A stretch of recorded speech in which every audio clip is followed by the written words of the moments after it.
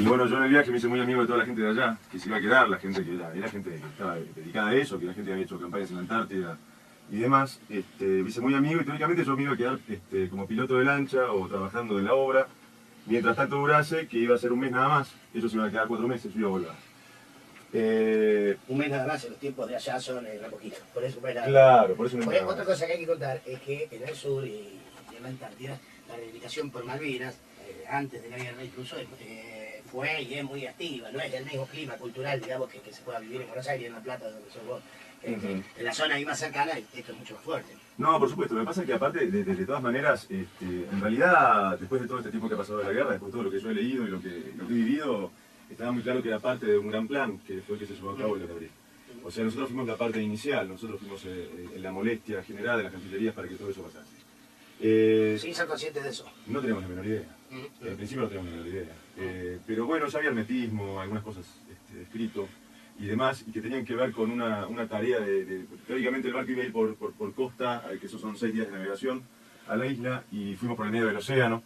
El capitán aparece a los 4 días, 5 días, o el 5.º día quiero decir, cuando nosotros estábamos en alta mar. Y como yo estaba dentro de la parte... estaban violando Totalmente, el tratado que se había firmado acá en el año 71. Entonces cuando él dice que tenía orden de no hacer ningún tipo de maniobra de aduana, que iba a desembarcar directamente, que tenía 24 horas o 48 a lo sumo para desembarcar e irse, termina todo con una caja de madera, con una bandera argentina donde dice la obligación como patriotas es izar esta bandera ni bien llegue. Cosa que se hizo, ¿no? Que fue, digamos, el ícono donde... ¿Se hizo obligados o...? No, había un convencimiento absoluto que era tierra patria y que no había nada que discutir con nadie. O sea, la idea y la nuestra, tanto de los civiles en ese momento, como de todos los que estábamos en el momento de batallas y demás, era la patria, ahí no se hablaba del gobierno militar. De hecho, hay fotos que yo tengo que hay 2 pabellones izados el 2 de abril, que uno era civil y el otro era militar, y estaba muy claro y estaba muy distintivo. O sea, de ninguna manera nosotros pensábamos igual. De hecho, cuando vinieron a protegernos, pusimos nosotros las condiciones en las cuales eso se podía meter o no. Había 38 personas, corrigiéndote un poco lo que me habías dicho antes, que nos quedamos allá, pero que en realidad no teníamos no queríamos la policía que sería el ejército para nosotros en ese momento. La libertad como estábamos viendo en ese momento, nosotros veníamos todos de un gobierno dictatorial. O sea, que veníamos una libertad que por ahí yo no la conocía, era muy chico. Pero en ningún momento tuve la flaqueza de echarle la culpa a nadie. O sea, para mí era una causa formal y estaba muy bien. Y si a mí me tocaba morir en ese momento, estaba bien también. O sea, eso no había duda. ¿Cómo fueron esos días? En principio era tratar o sea, nosotros escuchábamos Radio Cargo, Radio El Mundo, allá, o por onda corta. Y escuchamos La Plaza de Galtieri, escuchamos las radios. Habían 3 franceses que venían de otra revista de Paris Match dando la vuelta al mundo, donde nos ponían al tanto de las noticias que pasaban en Francia en ese momento. Y se sabía que la flota estaba ya viniendo, y se sabía que la flota no iba a ir a Malvinas, sino que iba a ir a Georgias, y después iba a hacer la táctica de invasión de Malvinas. De hecho, por eso estuve prisionero, nos llevaron navegando hasta África nosotros. Vamos por partes. Pero la historia, digamos, la vida cotidiana, al escuchar esas radios también presuponían que el clima era otro, internamente. Empezó a cambiar, de alguna manera. O sea, la gente que estaba trabajando empezó a preguntarse, pero no, yo estoy trabajando y que me saquen de acá. Y no había manera de salir de ahí. No había manera. Pues no hay aviones, no hay nada, o sea, eso se va por barco. Y sabíamos que ya el océano internacional estaba tomado por los ingleses, o sea que no había manera de salir. Y sabíamos que de alguna manera... Además que todos los que se manejan en la navegación, no hace falta estudiar mucha historia, pero que eran los ingleses justamente, ¿no? Sí, por eso... los grandes dueños de los océanos y de los Nosotros mares. escuchábamos que decían que no se iban a animar, que no iban a poder, que contra el Cabo de Hornos no iban a pasar. Y nosotros que estábamos ahí, inclusive los comandos y los soldados que estaban ahí, algunos marinos, la mayoría marinos, decían, ¿qué no van a pasar? Estos tipos vienen derecho. No tenían ninguna duda que iban a pasar. De hecho, cuando yo llego a Ascensión, cuando ya después me liberan, quienes me toman prisioneros a mí en Ascensión son americanos, son marines. O sea, era casi imposible en realidad, ¿no? Eso no sabía. ¿Cómo son? ¿Eran yanquis? Sí, es una base americana. ¿Y qué hacían ahí? Es el punto de reabastecimiento justamente que tiene parte de la flota para ir al sur. ¿Y ellos participan entonces? Activamente, obviamente. Se conoce poco eso.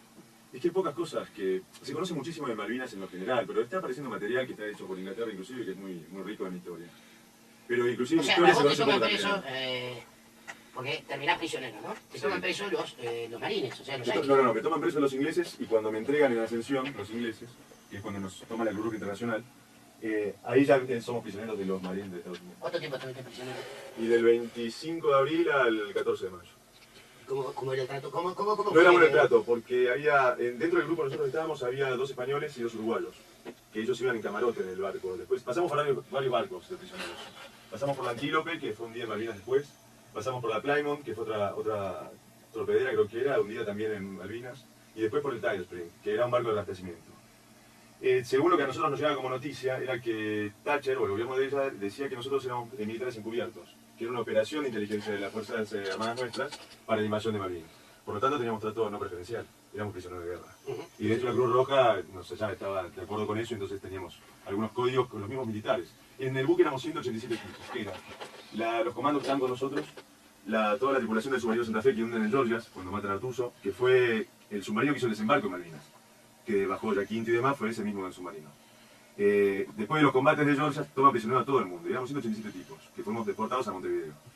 Y ahí liberados en Buenos Aires después de un día que los fueron estuvieron en Río de la Plata haciéndonos preguntas, prohibiéndonos mostrar rollos de películas, cuidándonos de qué teníamos que decir y qué no, y todo eso.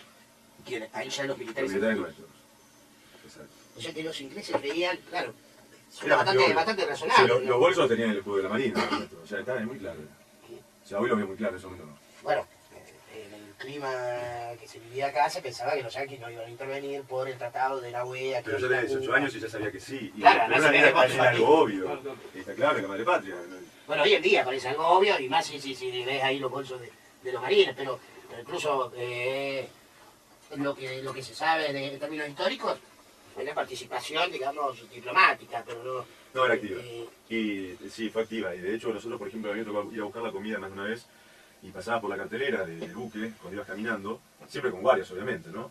Y veías noticias que decían Buenos Aires destruida, entregaron finalmente parte de la Patagonia, las Fuerzas Armadas perdieron, o sea, para nosotros era todo sangre y fuego.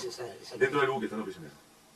Pero probablemente también te mostraban esa noticia para quebrarte pensando que vos eras un agente de inteligencia. Es más, te digo, cuando nos entran a invadir a la isla, al puerto que estábamos nosotros, se llama Lake, entra un barco de combate, una fragata, lo que se veía, todo blindado, ¿no? O sea, no había personal en cubierta porque estaban los comandos nuestros y había gente tirando, ya había combate de helicópteros.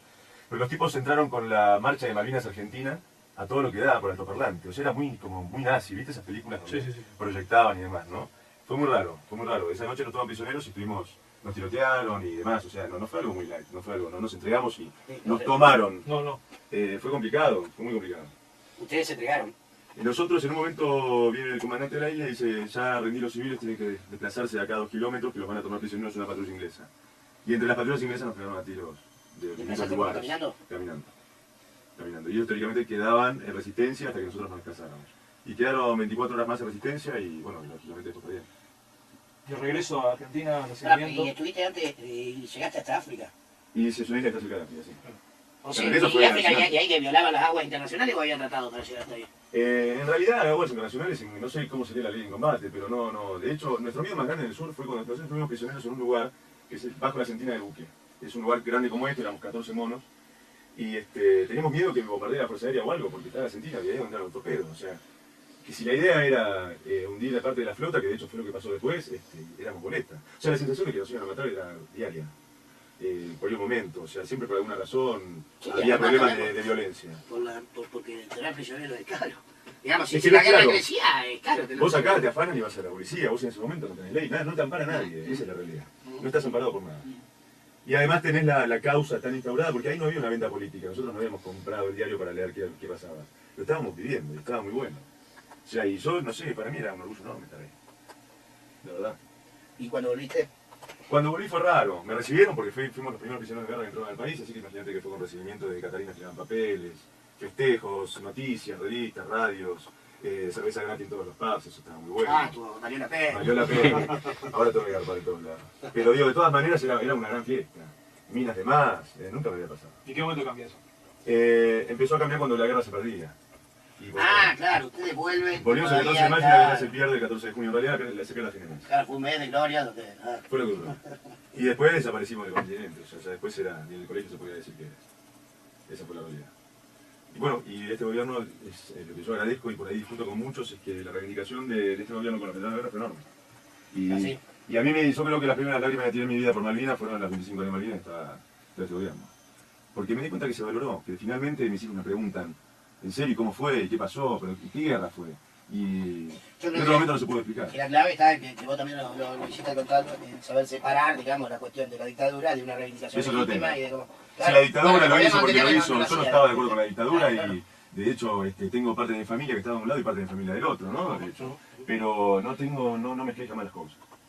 Para nada, yo creo que la gesta era otra. Sí, hubo como, me parece, cierto trauma social y por eso los anteriores gobiernos, porque también avalaban la impunidad para los represores, entonces los anteriores gobiernos tampoco querían separar las cosas, básicamente porque la mayoría de la gente lo separó, lo que vos estás contando.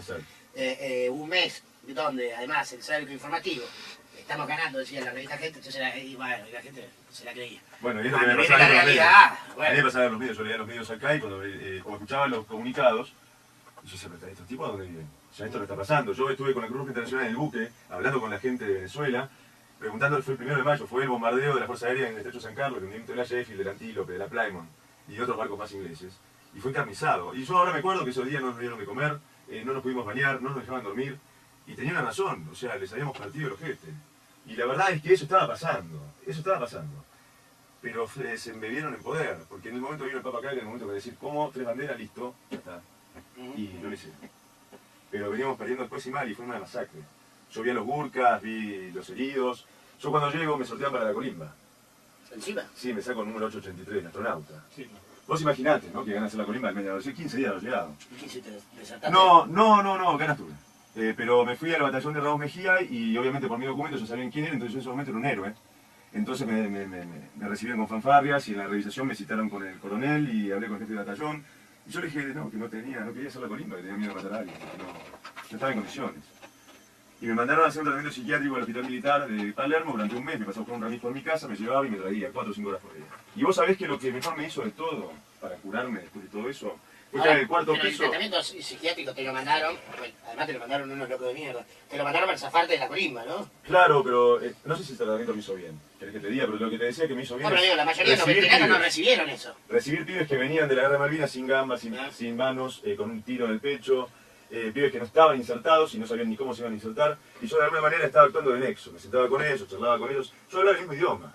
Porque, ¿qué era el tratamiento psiquiátrico? ¿Qué era? No, yo estaba en el sexto piso, me juntaba con 3 o 4 tipos que eran psicólogos o psiquiatras y me preguntaban y demás.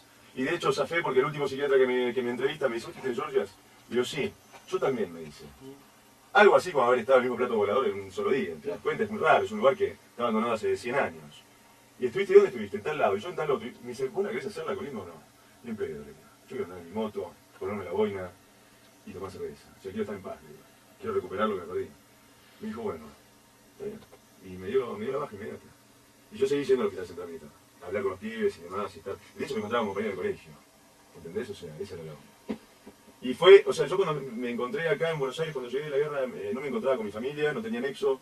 Con mis amigos no hablábamos el mismo idioma, era así. Yo estuve en Chile recién después de 30 años este año. Cuando fue la guerra de Georgias, en ese momento yo estaba en la radio, que es cuando se destruyen las radios, cuando ya empieza el combate. Porque ya estábamos mezclados, no era que estaban los civiles viviendo dentro de las casas y los milicos en otro lado. Estábamos todos mezclados corriendo, y yo le daba los clavos de 4 pulgadas para ganar los paquetes de trotil para que pongan los cazabobos, o sea, estábamos todos tratando de que no nos maten. Esa era la realidad. Y los chilenos se metían en la radio a gritar, dice, bueno, argentinos putos, después vamos, los culiamos nosotros. Y la marina decía, loco, dejen laburar, estamos en combate. Y había una, a mí me quedó muy mala onda después de eso, con los chilenos. Y de hecho hablé con militares chilenos cuando estuvieron en Chile, que hice un viaje largo, y bueno, de alguna manera me curé de eso, del rencor. Pero no se portaron bien, de hecho el barco que yo estaba prisionero estaba vendido a los chilenos. Y el apoyo que agradeció Thatcher no hace mucho tiempo a Pinochet en su cara, creo que es la evidencia más grosa que tenemos, ¿no? Cosa que no fue en Uruguay nos recibieron, hubiésemos sido uruguayos, o sea, gente a las 6 de la mañana en las calles flanqueando todo el paso, con banderas argentinas, que fue alucinante, ¿entendés? Y lo de Chile no se entendió, Pero bueno, es así, pasó, es un amor y odio. ¿Qué contás? Bien, respecto a esto, Todo, feliz. Digo, la relación con tus hijos, después de poder contar lo que pasó, Alucinante. verlo de otra manera, Alucinante. ¿No? Tengo una relación, tengo chicos, tengo 5 y de un amplio de 16 a 4, así que... Y poder explicarles, contarles de otra manera. Me encanta que lo entiendan y me encanta que valoren lo que hicieron un montón de tipos que muchísimos ya perdieron la vida por eso. O sea, sí me gusta y me gusta que crean en la patria y me parece que eso no está instaurado. Y no la patria desde la bandera y desde el uniforme. La patria, la que hay que defender todos los días, esa patria. ¿Qué historia? Bueno, Fabián, qué lindo que nos estén visitando. Tenemos que ir a un corte, pero no te vayas. Me quedo un rato. ¿Te quedas un rato? ¿No? Además después viene uno motoquero, también vamos a estar hablando, que han armado una ONG y... Te sacamos el tema, vamos con las motos. sacamos. Bueno, me gusta más.